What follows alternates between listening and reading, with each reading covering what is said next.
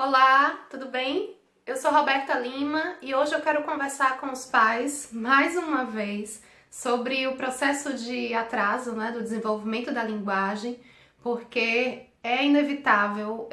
tenho percebido, uma energia de angústia, de ansiedade, de confusão mental muito significativa nos pais que me procuram, sejam no próprio consultório ou aqui nas redes sociais. Se tem um tema que eu recebo assim, que é muito recorrente, é essa questão, em que se associa o atraso na linguagem a uma possibilidade real da criança estar dentro do transtorno do espectro do autismo. Então eu resolvi gravar esse vídeo. Na verdade eu já fiz um vídeo falando sobre isso, vou deixar o link aqui embaixo. Eu acho legal para quem não assistiu, porque eu acho que o tema vai se complementar muito, mas eu quero focar aqui hoje na questão da forma como a gente acaba conduzindo toda essa situação, não é? Porque quando a gente percebe, eu vejo que os pais, quando eles percebem que a criança está com atraso de linguagem,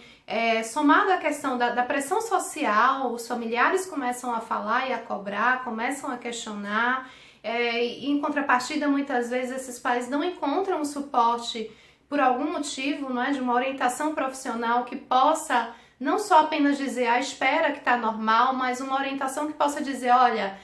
com embasamento, olha, fica tranquilo, porque seu filho faz isso, e portanto, por isso, ele não está, com uma indicação, com alguma questão que possa realmente demandar um encaminhamento para algum tipo de processo diagnóstico que esteja relacionado ao transtorno do autismo. Então os pais ficam funcionando esse processo todo até entender o que está acontecendo com a criança. Eu vejo muitos pais funcionando numa condição que a gente costuma dizer de hipervigilância. O que seria hipervigilância? Você fica numa condição de vigilância acima da média. Você fica no estado de alerta muito acentuado diante de alguma situação. No caso desses pais, essa questão do atraso de linguagem da criança fica muito associada o tempo inteiro, muito voltada, direcionada o tempo todo para aquela suposição, para aquela hipótese, para aquela especulação de que aquela criança tem autismo de fato.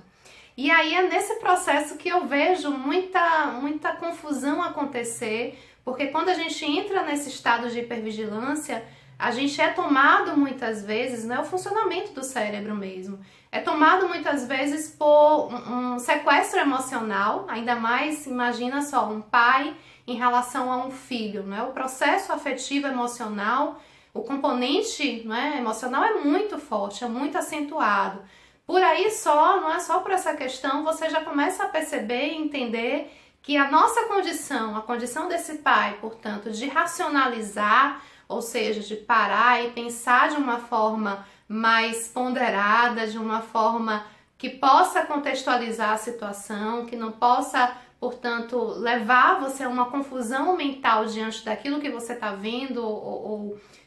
experienciando, o momento que você está passando, acaba realmente sendo muito difícil, muito mais difícil para esses pais terem essa condição de racionalização.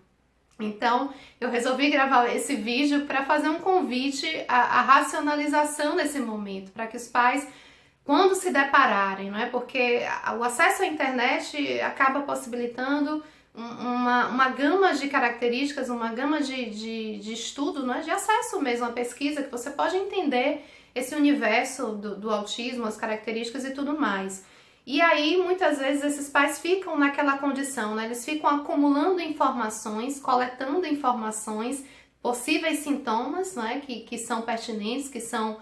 condizentes com a condição da criança com autismo. Então, eles ficam arquivando aquilo ali nas janelinhas deles, nas gavetas de informação relacionada a esse tema. E ao primeiro passo que eles percebem que a criança, por exemplo, essa criança que está com atraso de linguagem, de repente começa a rodar a rodinha do carrinho, começa a brincar dessa forma, pronto. Esse estado de hipervigilância, esse estado de alerta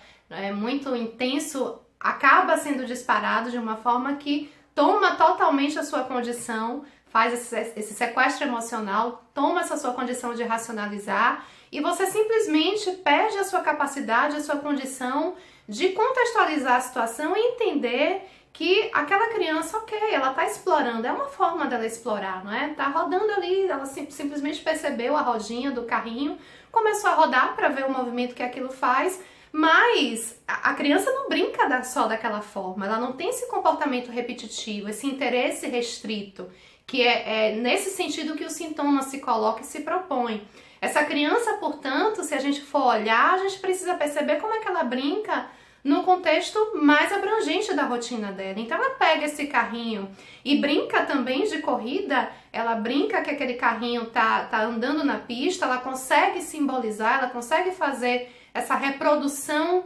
social através do brincar. É importante a gente então abrir, né, esse espaço para racionalizar nesses momentos, para não ficar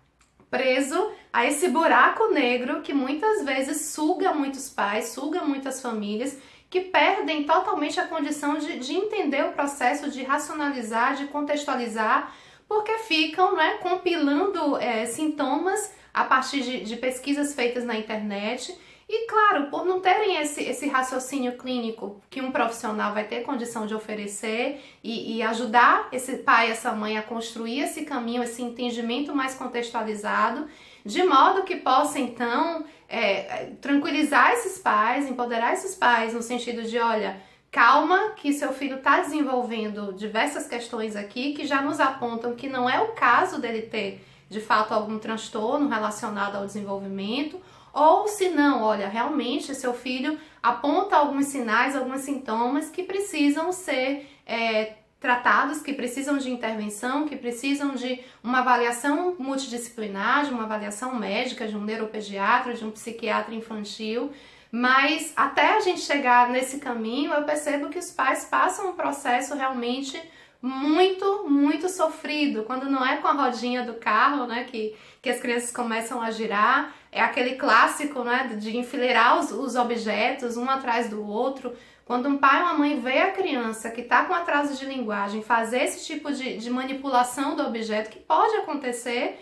também entra nesse processo de ansiedade, de angústia, de medo, muito intenso, e acaba esquecendo de olhar e observar e entender que ele não faz só isso no brincar. O brincar dele não é esse brincar desprovido de função social. Ele enfileirou aqueles objetos naquele momento, de repente para fazer um agrupamento, de repente para brincar de empilhar, enfim, alguma questão do processo natural de manipulação que a criança desenvolve dos objetos, mas ele não fica restrito àquilo ali, ele não fica limitado àquele tipo de exploração. Ele brinca, ele pega de repente essas miniaturas e brinca de fazendinha e brinca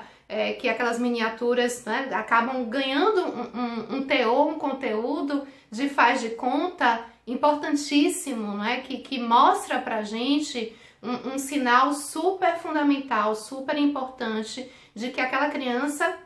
está desenvolvendo a linguagem, está desenvolvendo o pensamento dela. A partir do momento, isso começa a acontecer a partir dos 2 anos de idade, essa criança está desenvolvendo o nível simbólico, não é? Através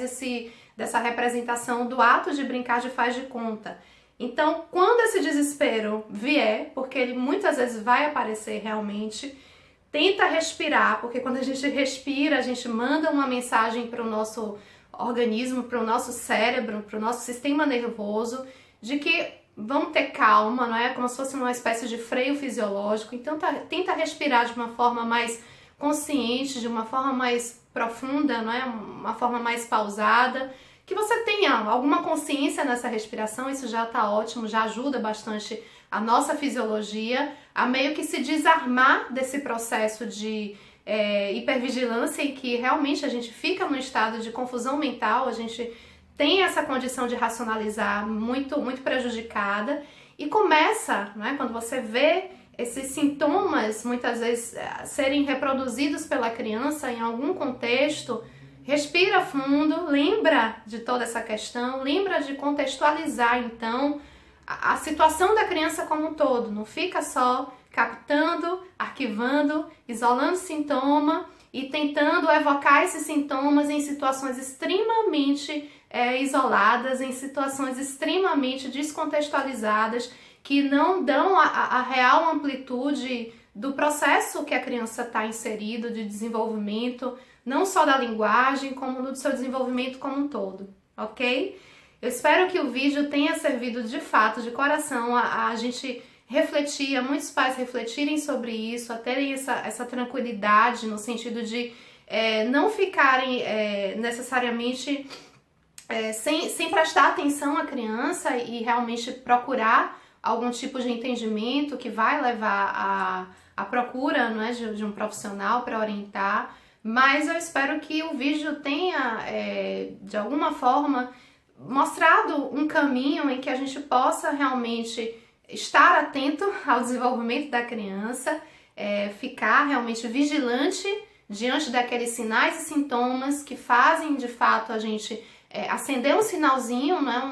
um sinal de emergência, uma luzinha vermelha, mas ao mesmo tempo que a gente não seja tomado, que esses pais não sejam tomados por essa confusão mental, emocional, em que eu percebo muitas vezes acontecer entre muitos pais, entre muitas famílias, que até começarem a entender o que está de fato acontecendo com a criança, já passou por um processo tão intenso de agonia, de angústia, que essa energia por si só acaba impactando de alguma forma até na relação que esses pais vão ter com a criança, no processo de ter algum tipo de fluidez, não é? Nessa energia que é trocada diante do desenvolvimento da criança de uma forma mais leve, de uma forma mais fluida, ok? Avaliem o vídeo, inscrevam-se no canal se ainda não está inscrito, compartilha com quem você achar que possa